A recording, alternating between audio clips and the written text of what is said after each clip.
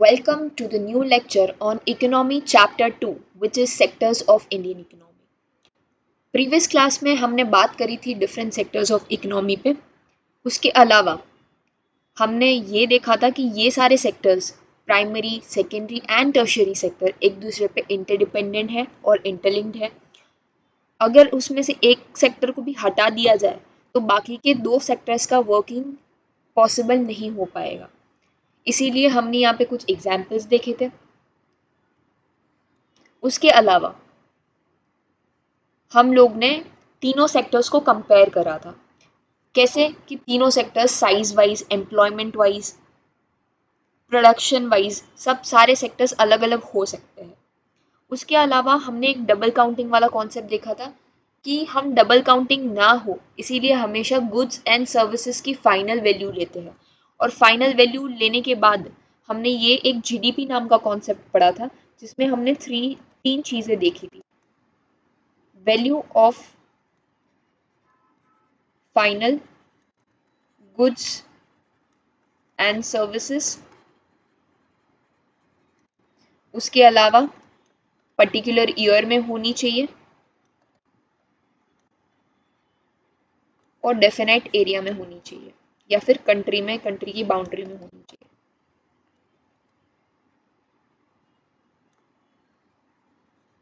ठीक है, ये तीनों चीज मिला के जीडीपी की डेफिनेशन बनती है। तो आपकी बुक में जैसे कि यहाँ पे दिया हुआ है, GDP is the final value of all the final goods and services produced within a country during a particular year। ठीक है, उसके अलावा हमने देखा था कि जीडीपी को कौन मेजर करता है, तो सेंट्रल गवर्नमेंट करती है। इसके अलावा हमने हिस्टोरिकल चेंज देखा था सेक्टर्स में कि कैसे पहले फोकस था एग्रीकल्चर, उसके बाद आया इम्पोर्टेंस मैन्युफैक्चरिंग या फिर इंडस्ट्रियल सेक्टर का, क्योंकि इंडस्ट्रियल रिवॉल्यूशन चल रहा था ब्रिटेन में। और उसके बाद एट प्रेजेंट हम लोग टर्शियरी सेक्टर का इम्पोर्टेंस हमने काफ़ी बढ़ते हुए देखा है और उसके बारे में हमने बात करी थी। उसके अलावा हमने इस बारे में जीवीए नाम का एक कॉन्सेप्ट के बारे में बात करी थी जिसमें हम लोग टैक्सेस को इंक्लूड करते हैं और सब्सिडीज को माइनस करते हैं। और एज ऑफ नाउ गवर्नमेंट इस पे फोकस कर रही है कि हम जीडीपी से जेवीए की ओर ट्रांसफर करें। ठीक है, उसके अलावा हमने ये चीज़ देखी थी, ये ग्राफ देखा था जिसमें हमने जीवीए प्राइमरी सेक्टर, सेकेंडरी और टर्शरी सेक्टर का देखा था। और हमने देखा था कि जो प्राइमरी सेक्टर सबसे पहले था, उसके बाद टर्शरी सेक्टर था और उसके बाद सेकेंडरी सेक्टर था 1977-78 में। उसने उसमें क्या डिफरेंस आया 2017-28 में कि टर्शियरी सेक्टर सबसे ज़्यादा इम्पॉर्टेंट हो गया क्योंकि ये सबसे ज़्यादा कंट्रीब्यूट कर रहा था। उसके बाद सेकेंडरी सेक्टर और लास्ट में प्राइमरी सेक्टर। उसके बाद हम लोग ने rising importance of tertiary sector देखा था कि टर्शियरी सेक्टर बहुत ज़्यादा इंपॉर्टेंट होता जा रहा है क्योंकि उसमें जो सर्विसेज है वो हमारे लिए बेसिक हो गई है। उसके बिना हम हमारी day to day life imagine नहीं कर सकते। जैसे हमने बैंकिंग सर्विसेज के बारे में बात करी थी। ठीक है, उसके बाद हम लोग ने बस यहाँ तक हमने लास्ट लेक्चर में कवर करा था। अब हम सारे सेक्टर्स के बारे में बात करेंगे जिसमें एम्प्लॉयमेंट, कौन सा सेक्टर कितनी एम्प्लॉयमेंट प्रोवाइड करता है। तो वापस हम ये ग्राफ का ही एग्जाम्पल ले लेते हैं। ग्राफ में क्या दिया है, 1977-78 में 71% population of the country, 71% population of the country किस में एम्प्लॉयड था, प्राइमरी सेक्टर में। ये है प्राइमरी सेक्टर, ये है टर्शियरी सेक्टर और ये है सेकेंडरी सेक्टर। मतलब सबसे ज़्यादा जो एम्प्लॉयमेंट प्रोवाइडिंग सेक्टर था उस टाइम पे वो था प्राइमरी, उसके बाद है टर्शियरी और उसके बाद है सेकेंडरी। बट 2017 में और 2018 में सिचुएशन डिफरेंट हो गई, या फिर बोल सकते हैं सिचुएशन डिफरेंट इसीलिए भी नहीं है क्योंकि स्टिल कम एम्प्लॉयमेंट, पहले से कम एम्प्लॉयमेंट प्रोवाइड करने के बाद भी प्राइमरी सेक्टर आज भी सबसे ज़्यादा लोगों को एम्प्लॉय करता है। उसके बाद टर्शियरी और उसके बाद सेकेंडरी। मतलब हम ये बोल सकते हैं चेंज एक टर्म में आया है, एक तरीके से चेंज आया है। कैसे कि लोग जितने पहले एम्प्लॉय हो रहे थे उससे कम एम्प्लॉय हो रहे, बट स्टिल जो प्राइमरी सेक्टर अभी भी लार्जेस्ट एम्प्लॉयमेंट प्रोवाइडिंग सेक्टर है। ये चीज हम ये ग्राफ से देख पा रहे हैं। तो अगर एग्जाम में क्वेश्चन आता है कि सबसे हाईएस्ट एम्प्लॉयमेंट प्रोवाइडिंग सेक्टर आज के डेट में कौन सा है, तो आज भी प्राइमरी सेक्टर है और पहले भी प्राइमरी सेक्टर ही था। दो एम्प्लॉयमेंट पहले से कम हुई है, बट फिर भी प्राइमरी सेक्टर आज भी एम्प्लॉयमेंट के लिए बहुत क्रूशियल रोल प्ले करता है। यहाँ पे ग्राफ 2 एक और ग्राफ दिया हुआ है, graph 2 which is share of sectors in GVA. ये ग्राफ और यहाँ ऊपर वाला ग्राफ ये ऑलमोस्ट सिमिलर है। इसमें समझने जैसा ज़्यादा कुछ है नहीं। इसमें भी यही चीज़ बात करिए कि पहले जो शेयर था प्राइमरी सेक्टर का ज़्यादा था, उसके बाद टर्शियरी सेक्टर का था और फिर secondary sector. But over the years tertiary sector का ग्रॉस वैल्यू एडिशन ज़्यादा है, उसके बाद सेकेंडरी सेक्टर का और लास्ट में प्राइमरी सेक्टर का। तो सेम चीज़ जो हमने ऊपर ग्राफ में पढ़ी वही चीज़ यहाँ पे दी हुई है। और यहाँ पे हमने एम्प्लॉयमेंट के बारे में बात करी, राइट। फिर एक कॉन्सेप्ट आता है डिसगाइज्ड अनएम्प्लॉयमेंट करके। डिसगाइज्ड अनएम्प्लॉयमेंट, एक तो होता है एम्प्लॉयमेंट। एम्प्लॉयमेंट मतलब क्या, अगर तुम्हारे पास कैपेबिलिटीज है, तुम्हारे पास क्षमता है और तुम काम करना चाह रहे हो और तुम्हें काम मिल भी जाता है, तो उसको हम क्या बोलते हैं, एम्प्लॉयड या फिर एम्प्लॉयमेंट। बट अगर तुम काम करना चाह रहे हो, तुम्हारे में स्किल्स है, फिर भी तुम्हें काम नहीं मिल पाता है, तुम जॉब ढूंढ रहे हो बट फिर भी तुम्हें जॉब नहीं मिल पा रही है, तो ऐसे केस में तुम्हें बोलते हैं अनएम्प्लॉयड।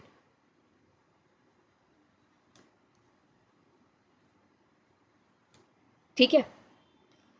और थर्ड कॉन्सेप्ट है अंडर एम्प्लॉयमेंट का, जिसमें अगर तुम्हारे पास स्किल्स है और तुम काम करना चाह रहे हो और तुम्हें काम भी मिल जाता है, बट तुम्हारी जितनी स्किल्स है उससे कम लेवल का काम मिलता है तुम्हें, तो उसको अंडर एम्प्लॉयमेंट बोल सकते हैं। फॉर एग्जाम्पल, तुम इंजीनियर हो, लेट्स सपोज इंजीनियर की डिग्री है, बट फिर भी तुम्हें इंजीनियर का काम ना मिलते हुए तुम प्लम्बर का जाके काम कर रहे हो। एम्प्लॉयड तो हो, फिर भी काम तो मिल रहा है, तुम काम ढूंढ भी रहे थे, काम मिल भी जाता है, बट तुम्हारी जो क्षमता है उसे कम लेवल का काम मिल रहा है, उसको बोलते हैं अंडर एम्प्लॉयड या फिर अंडर एम्प्लॉयमेंट। वैसा ही एक कॉन्सेप्ट, बहुत ब्यूटीफुल सा कॉन्सेप्ट है, जो है डिसगाइज्ड अनएम्प्लॉयमेंट। डिसगाइज्ड अनएम्प्लॉयमेंट में क्या होता है, जनरली ये डिसगाइज्ड अनएम्प्लॉयमेंट देखने को मिलती है फील्ड में, एग्रीकल्चर फील्ड में। ये इमेजिन करो, ये एक फील्ड है, ठीक है। अब यहाँ पे बहुत सारे लोग काम कर रहे हैं, ये सारे लेबरर्स हैं, इमेजिन करो ये सारे लेबरर्स हैं। ये 10 लेबरर्स यहाँ पे काम कर रहे हैं, काम अच्छे से हो भी रहा है, टाइम से काम हो भी जाता है, सही से सब चल रहा है। बट गांव के कुछ लोग, इमेजिन करो ये फील्ड मेरा है, ठीक है। अब गांव के कुछ लोग आते हैं आफ्टर सम टाइम और मुझे बोलते हैं प्लीज मैम, हमारे लिए अगर कुछ काम हो तो हमें दे दीजिए। तो मैं क्या बोलती हूँ, मेरा स्वभाव अच्छा है, तो मैं क्या बोल देती हूँ कि चलो ठीक है, एक काम करो, मेरी फील्ड में तुम काम करो। तो मैं क्या करती हूँ, दो जन को यहाँ पे ऐड कर देती हूँ यही फील्ड में, ठीक है। बट मेरा काम 10 जन से ही चल रहा था पहले भी, 10 जन ही अच्छे से काम कर रहे थे, 10 जन में ही मेरा सारा काम टाइम पे हो रहा था, अच्छे से हो पा रहा था। मुझे ये 2 एक्स्ट्रा जन की कोई जरूरत नहीं थी वो फील्ड में। अब ये 2 एक्स्ट्रा जन आके कहाँ पे कंट्रीब्यूट करेंगे, क्योंकि ऑलरेडी ये 10 जन मेरी फील्ड को अच्छे से संभाल रहे थे। ये 2 एक्स्ट्रा पर्सन की मेरे फील्ड में कोई जगह नहीं थी, कोई काम एक्स्ट्रा था नहीं, बट फिर भी मैं उनको रख लेती हूँ। तो एक टाइप से ये हुआ कि उनके पास कोई काम नहीं है, फिर भी मैंने उनको फील्ड में बिठा दिया। तो ये एक टाइप का हो गया डिसगाइज अनएम्प्लॉयमेंट। यहाँ पे ये जो बाकी के 2 जन है, उसके वजह से प्रोडक्टिविटी है वो 0 हो जाती है, क्योंकि इतने लोग रिक्वायर्ड ही नहीं थे, प्रोडक्टिविटी 0 हो जाती है। तो मतलब क्या बोलना चाह रही हूं मैं, मेरी फील्ड थी, मेरी फील्ड में 10 जन काम कर रहे थे और अच्छे से कर रहे थे और मेरा काम टाइम से भी हो रहा था, ठीक है, और वो 10 जन के पास प्रॉपर काम था, वो अच्छे से अपने टाइम से काम कर रहे थे। बट 2 एक्स्ट्रा पर्सन के ऐड होने की वजह से अब ये फील्ड में मिसमैच होने लग गए, क्योंकि अब काम कैसे डिवाइड होगा, क्योंकि पहले 10 जन कर रहे थे, उनके पास परफेक्ट जो भी टाइम के हिसाब से अच्छे से काम था, 2 एक्स्ट्रा पर्सन के वजह से ये फील्ड का जो मैनेजमेंट है वो खराब हो जाएगा, क्योंकि उतना काम नहीं है, काम जो भी था वो 10 लोगों में बट गया था पहले। अब 2 एक्स्ट्रा जन के वजह से, मतलब ये लोग क्या है, एक टाइप से डिस्गाइज अनएम्प्लॉयड है, और यहाँ पे प्रोडक्टिविटी जीरो है, क्योंकि इनका तो काम ही नहीं था ना, इसीलिए जो फील्ड की प्रोडक्टिविटी की बात करूं तो वो जीरो है। इसको बोलते हैं डिस्गाइज्ड अनएम्प्लॉयमेंट। होपफुली ये कॉन्सेप्ट आपको क्लियर है, ठीक है। इसके अलावा अगर ऐसी सिचुएशन है तो हम ज़्यादा एम्प्लॉयमेंट कैसे क्रिएट कर सकते हैं, खुद से सोचो, खुद का दिमाग चलाओ कि कैसे ज़्यादा एम्प्लॉयमेंट क्रिएट करी जा सकती है। जब तक खुद से सोचना शुरू नहीं करोगे ना, तब तक ये चीज़ें समझ में नहीं आएगी। जितना ज़्यादा खुद के ब्रेन को प्रेशर करोगे सोचने के लिए, उतना ज़्यादा सोचने की क्षमता धीरे धीरे बढ़ती जाएगी। तो खुद से सोचो एम्प्लॉयमेंट कैसे बढ़ा सकते हैं।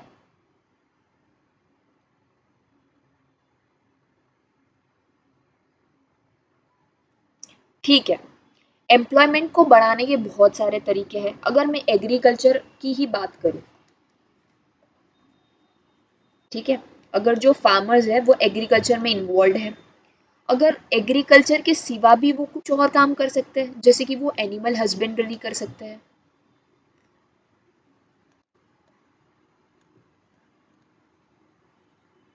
एनिमल हस्बेंड्री मतलब क्या, जो भी एनिमल्स है उनको पाल पोस के, उनको बड़ा करके उनमें से रेवेन्यू जनरेट कर सकते हैं, जैसे कि काऊ है,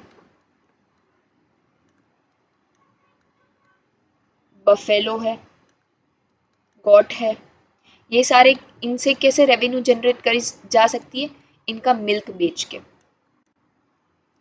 आजकल आपको पता हो तो मार्केट में एक बहुत फेमस चीज आ रही है, सोप, जो काऊ के मिल्क पे बेस्ड है या फिर कैमल के मिल्क पे बेस्ड है, और ये सोप की डिमांड बहुत ज़्यादा है। खाली इंडिया में नहीं, वर्ल्ड के बहुत सारे कंट्रीज में है ना, इनकी डिमांड बहुत ज़्यादा है, क्योंकि ये जो काऊ का मिल्क है या फिर गॉट का मिल्क है, इनके मिल्क से ना बहुत सारे ब्यूटी प्रोडक्ट्स बनते हैं। तो कहीं ना कहीं खाली एग्रीकल्चर के सिवा फार्मर्स एनिमल हस्बेंड्री से अपना रेवेन्यू जनरेट कर सकते हैं, ठीक है, इससे रेवेन्यू जनरेट कर सकते हैं, एम्प्लॉयमेंट प्रोवाइड कर सकते हैं, बाकी के लोग को इसमें डाल सकते हैं। इसके अलावा पोल्ट्री फार्मिंग कर सकते हैं। पोल्ट्री फार्मिंग मतलब क्या, एग्स वगैरह का बिजनेस कर सकते हैं, बहुत सारे चिकन वगैरह, इन सबको हैन हैन है ना, उनमें से काफी सारे चिकन होते हैं, उसमें से काफी सारे एग्स देते हैं, तो एग्स को सेल करना। और जैसे कि दो टाइप के एग्स होते हैं, जैसे कि व्हाइट एग और ब्राउन एग, ब्राउन एग की प्राइस भी बहुत ज़्यादा होती है। तो ये लोग ये सारे बिजनेस में इंडल्ज हो सकते हैं। इसके वजह से वो ये सारी चीज़ों में और भी लोगों को हायर कर सकते हैं, लेबर्स रख सकते हैं, ठीक है, एम्प्लॉयमेंट जनरेट कर सकते हैं। तो ये सारे तरीके हो गए। उसके अलावा एम्प्लॉयमेंट कैसे जनरेट करी जा सकती है, एम्प्लॉयमेंट जनरेट करने के और भी दूसरे तरीके हैं, जैसे कि इनको चिप लोन प्रोवाइड करना, चिप रेट ऑफ इंटरेस्ट पे गवर्नमेंट अगर इनको लोन प्रोवाइड कर रही है, तो ये लोग क्या कर सकते हैं, अपने लिए, खुद के लिए, अपने फार्म के लिए चीज़ें खरीद सकते हैं, जिससे इनका काम आसान हो जाए, ठीक है, ये लोग ज़्यादा एफिशिएंट हो जाएंगे, ज़्यादा रेवेन्यू जनरेट कर पाएंगे। इसके अलावा ट्रांसपोर्टेशन फैसिलिटीज़ गवर्नमेंट इनके लिए अच्छी कर सकती है, क्योंकि जनरली हमने क्या देखा है, सिटीज़ के जो एरिया होते हैं ना, वहाँ पे रोड वगैरह के ट्रांसपोर्टेशन की फैसिलिटीज़ बेटर होती है। बट अगर वैसे ही अगर हम रूरल एरियाज में जाए, तो वहाँ के रोड वगैरह, ट्रांसपोर्टेशन के मोड वगैरह बहुत कम हो जाएंगे। ट्रांसपोर्टेशन के मोड वगैरह मतलब वहाँ पे बसेस मिलना, ट्रक्स मिलना बड़े, है ना, वो थोड़ा डिफिकल्ट हो जाता है, तो गवर्नमेंट उस पर फोकस कर सकती है ना। तो ये सारी चीज़ों के वजह से क्या कर सकते हैं, एम्प्लॉयमेंट जनरेट कर सकते हैं। स्टोरेज फैसिलिटीज बढ़ा सकते हैं, स्टोरेज फैसिलिटी,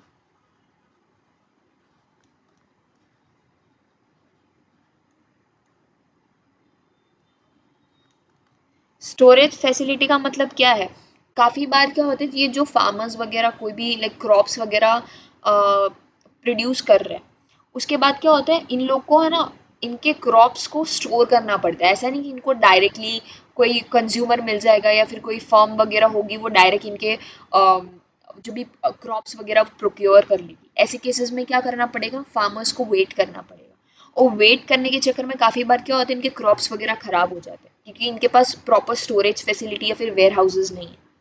तो इनको स्टोरेज फैसिलिटीज प्रोवाइड करना, और ये स्टोरेज के वजह से, स्टोरेज फैसिलिटी प्रोवाइड करने से भी क्या होता है, एम्प्लॉयमेंट जनरेट होता है। तो बहुत सारी चीज़ें आप खुद से ऐसे सोच सकते हो, अपने हिसाब से सोच सकते हो और आंसर्स में लिख सकते हो, और इससे आपके आंसर्स और ज़्यादा अट्रैक्टिव हो जाएंगे।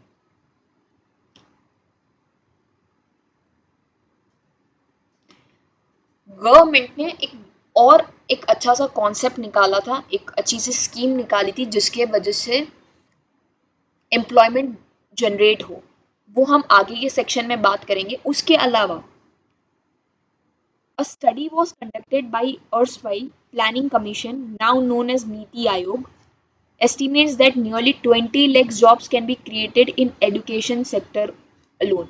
अगर एजुकेशन की बात करें तो इसमें ही ये जो स्टडी करी थी नीति आयोग ने, इसने क्या बोला कि एजुकेशन सेक्टर में ही खाली हम लोग 20 लाख से ज़्यादा मतलब यहाँ पे ही एम्प्लॉयमेंट जनरेट कर सकते हैं। मतलब समझ लो कि एम्प्लॉयमेंट एजुकेशन सेक्टर में कितना इंपॉर्टेंट है। पहली बात तो ये एजुकेशन सेक्टर अपने आप में बहुत ज़्यादा इंपॉर्टेंट है। आप पढ़ रहे हो, मैं आपको लेक्चर दे रही हूँ, ये भी एक एजुकेशन है, और इसकी वजह से अगर एम्प्लॉयमेंट बढ़ रही है तो वो कितनी ज़्यादा क्रूशियल होगी, सोचो। Similarly if we are to improve the health situation we need more doctors, ये भी एम्प्लॉयमेंट है, nurses, health workers to work in rural areas. There are some ways by which jobs would be created and we would also able to address the important aspect of development talked in chapter 1। chapter 1 में अगर आपने lectures follow करे हो तो chapter 1 भी बहुत ज़्यादा important है। उसमें भी डेवलपमेंट के बारे में बात करेंगे, कैसे हम नेशन को डेवलप कर सकते हैं, है ना। तो जो मैं स्कीम के बारे में बात कर रही थी वो स्कीम है MNREGA, which is Mahatma Gandhi national rural employment guarantee act, और ये स्कीम को 2005 में लॉन्च करा था। ये स्कीम इतनी ज़्यादा इम्पॉर्टेंट है कि ये स्कीम के वजह से बहुत ब्यूटीफुल रिजल्ट्स गवर्नमेंट को यील्ड हुए हैं। ये स्कीम के वजह से, ये जो स्कीम थी उसमें 100 डेज का गारंटी एम्प्लॉयमेंट प्रोवाइड करना है 1 साल में। ये गवर्नमेंट ने प्रॉमिस करा कि तुम्हें काम करना है, ठीक है, और तुम काम करने आते हो तो तुम्हें गारंटी 100 डेज, साल के 365 डेज होते हैं नॉर्मल ईयर में, 365 डेज में से तुम्हें 100 डेज हम गारंटीड है, तो हमारे साइड से गारंटी हम प्रोवाइड कर रहे हैं कि तुम्हें 100 डेज का एम्प्लॉयमेंट प्रोवाइड करेंगे। और इन केस हम फेल होते हैं तुम्हें एम्प्लॉयमेंट देने में, तो हम लोग तुम्हें अनएम्प्लॉयमेंट अलाउंस देंगे। अनएम्प्लॉयमेंट अलाउंस मतलब हम सामने से भले तुम काम नहीं कर रहे हो फिर भी हम तुम्हें पैसे देंगे, अनएम्प्लॉयड अनएम्प्लॉयमेंट के पैसे देंगे। मतलब तुम अनएम्प्लॉयड रह के भी तुम पैसे कमा रहे हो, क्योंकि हमने तुम्हें प्रॉमिस करा है कि हम तुम्हें काम देंगे, और फिर भी अगर हम काम नहीं दे पा रहे तो हम तुम्हें पैसे सामने से देंगे। तो ये स्कीम के वजह से बहुत ज़्यादा फायदा हुआ, बहुत सारी एम्प्लॉयमेंट जनरेट हुई, और ये स्कीम है रूरल एरियाज के लिए। सिटीज़ में तो क्या कहीं ना कहीं छोटा मोटा काम भी मिल जाता है, वो रूरल एरियाज में स्कोप जो होता है एम्प्लॉयमेंट का वो बहुत कम होता है, इसीलिए ये स्कीम थी रूरल एरियाज के लिए। The types of work that would in future help to increase the production from land will be given preference under the act। मतलब आगे के जो प्रोजेक्ट्स होते हैं ना वही सारी चीज में उन लोगों को क्या है काम मिल जाएगा कि वही सारी चीज को डेवलप करे ताकि उनका ही बेनिफिट हो लेटर। उसके अलावा एक टूरिज्म सेक्टर है, जिसके वजह से एम्प्लॉयमेंट बहुत ज़्यादा बढ़ सकती है। इंडिया स्पेशली, अगर इंडिया की बात करें तो यहाँ पे टूरिज्म का कितना स्कोप है ये हम सब जानते हैं।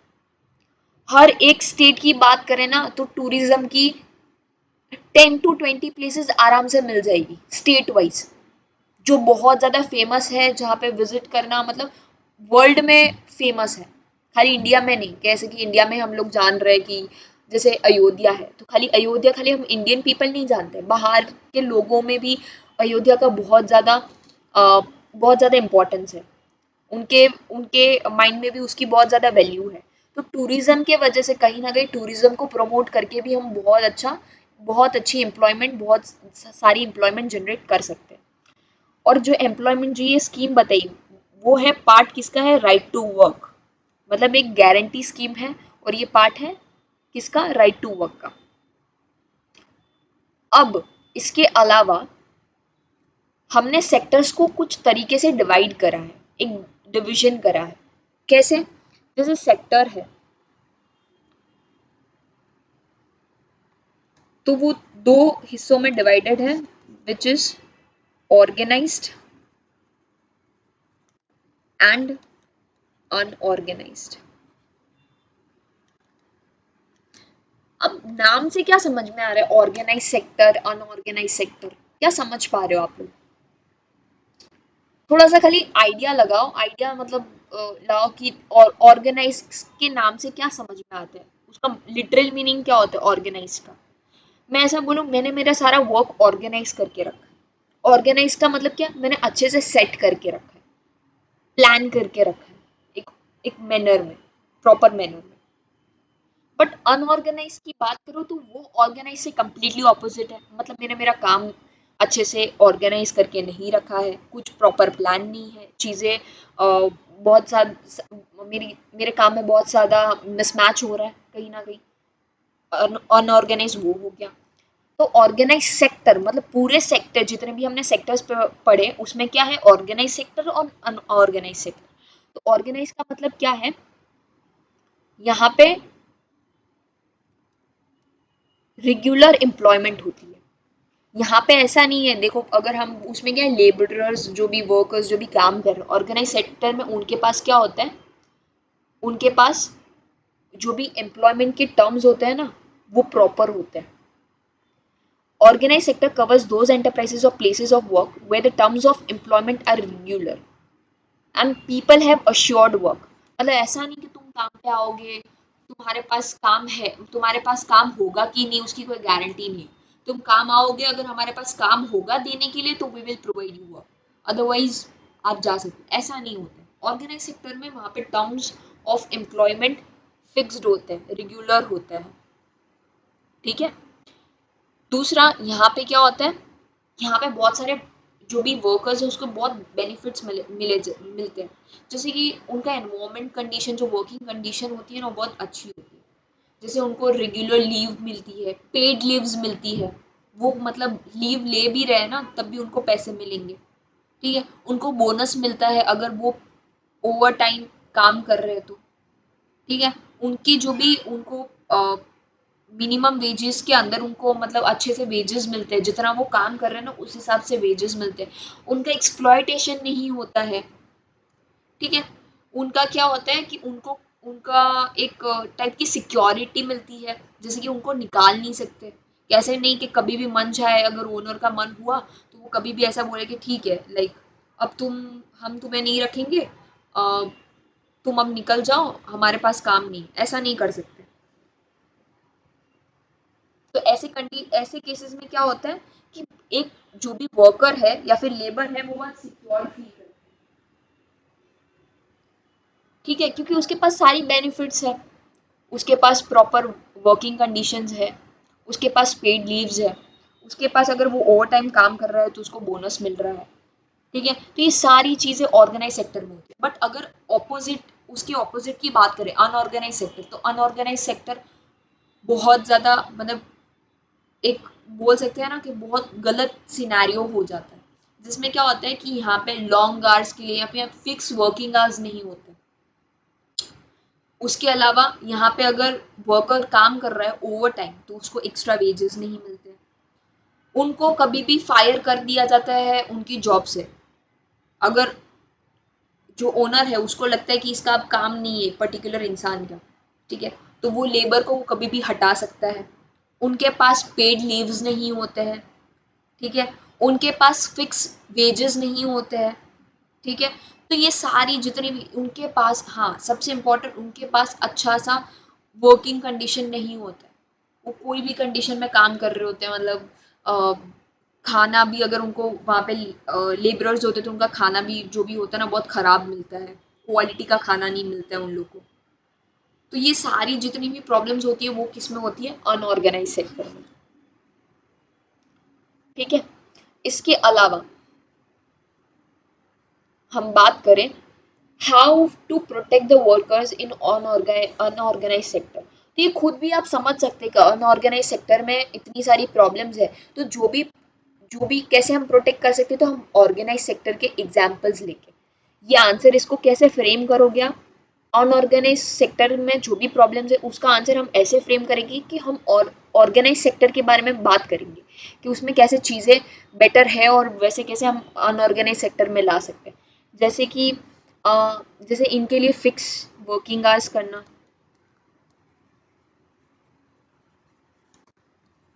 ठीक है। इसके अलावा इनको सिक्योरिटी देना, जॉब सिक्योरिटी, ठीक है। उसके अलावा क्या करना है, उनको पेड लीव्स देना ताकि उनका मॉरल भी हाई रहे, पेड लीव्स, ठीक है।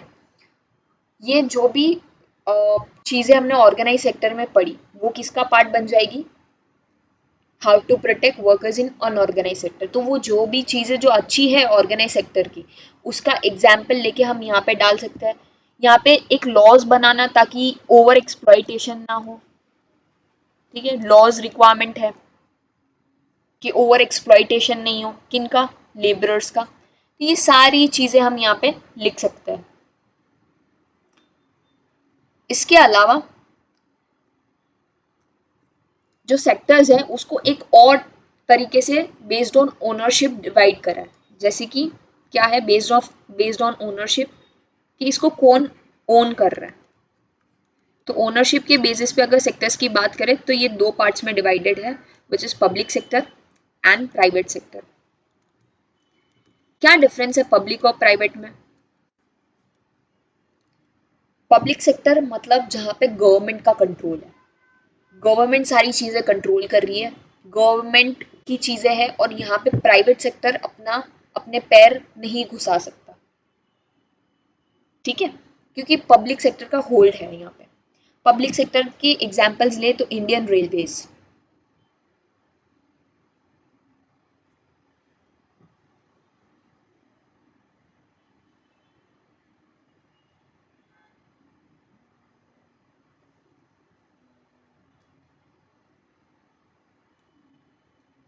यस। तो पब्लिक सेक्टर की बात करें तो है इंडियन रेलवेज, ठीक है। इसके अलावा अगर बात करें तो कुछ पब्लिक सेक्टर बैंक्स हैं इंडिया में, जैसे कि एसबीआई, ठीक है, bank of Baroda, this are banks which are owned by public sector, ठीक है। उसके अलावा पोस्ट ऑफिस। तो ये सारे एग्जाम्पल्स क्या है, पब्लिक सेक्टर मतलब क्या, जिसकी ओनरशिप, जो भी चीज है उसकी ओनरशिप पब्लिक के पास है, पब्लिक मतलब गवर्नमेंट के पास है, पब्लिक सेक्टर के पास।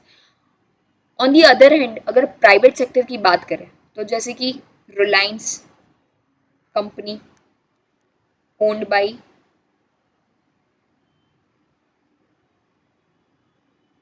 कौन ओन करता है, अंबानी जी, राइट, वेरी गुड। उसके अलावा अदानी ग्रुप, टाटा ग्रुप, ठीक है। ये सारे जो भी एग्जाम्पल्स है वो किसके हैं, प्राइवेट सेक्टर के, क्योंकि इसमें गवर्नमेंट का कोई रोल नहीं है, गवर्नमेंट के कोई शेयर नहीं है, ये कंप्लीटली ओन्ड है बाय दी प्राइवेट सेक्टर। इसीलिए इसको हम क्या बोलते हैं कि ownership based on private sector. ठीक है। अब है which the private sector will not provide. There are several things needed by the society as a whole, but which the private sector will not provide at a reasonable cost. अब कुछ चीज़ें हैं, जैसे कि बात करें स्कूल्स की, कुछ गवर्नमेंट स्कूल्स होती है, आपको पता होगा, ठीक है। स्कूल्स, अब प्राइवेट स्कूल्स भी है जिसमें पैसे दे के बच्चे पढ़ते हैं, हो सकता है आप प्राइवेट स्कूल में पढ़ते हो, ठीक है। और कुछ है पब्लिक या फिर गवर्नमेंट स्कूल, ठीक है, गवर्नमेंट स्कूल, ठीक है। यहाँ पे अगर बात करें तो यहाँ पे प्राइसेस बहुत ज़्यादा है। अगर आप अपनी ईयरली एनुअली फी देखो तो बहुत ज़्यादा है, मतलब लैक्स में चली जाती होगी, 1 लाख 2 लाख, है ना। बस की फीसेस अलग होंगी, बुक्स लेने की, यूनिफॉर्म फीस, उसके अलावा वहाँ पे लाइब्रेरी कॉस्ट अलग होगा, ठीक है, कंप्यूटर फीस अलग होंगी, ऐसी काफ़ी सारी फीस मिला के आपकी स्कूल फीस बनती है।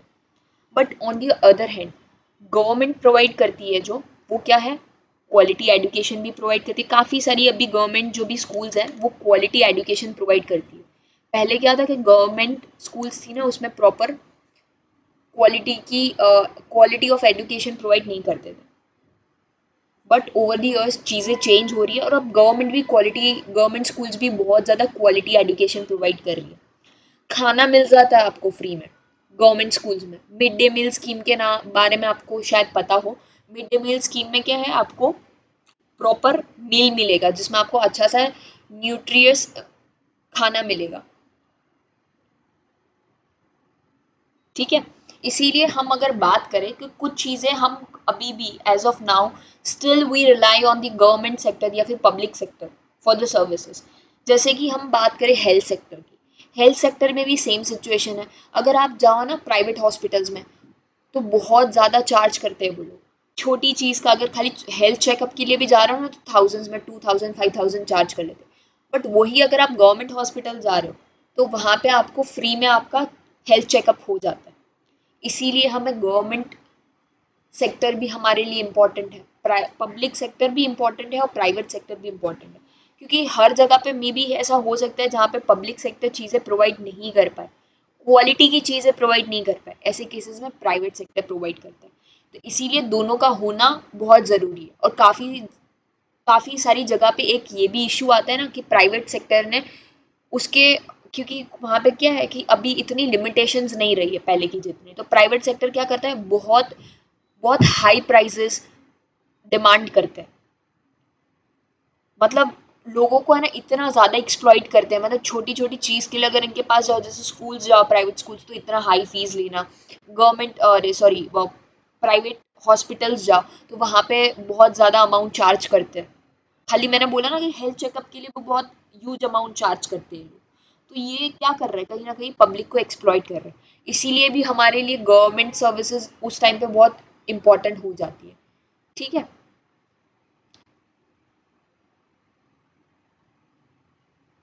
तो ये चैप्टर को यहाँ पे कंप्लीट करते हैं, ठीक है। इसके अलावा इस चैप्टर में ज़्यादा कुछ है नहीं, ठीक है। इन केस आपको कोई भी डाउट है तो आप कमेंट कर सकते हो, मुझे पूछ सकते हो, है ना। Till then bye, take care.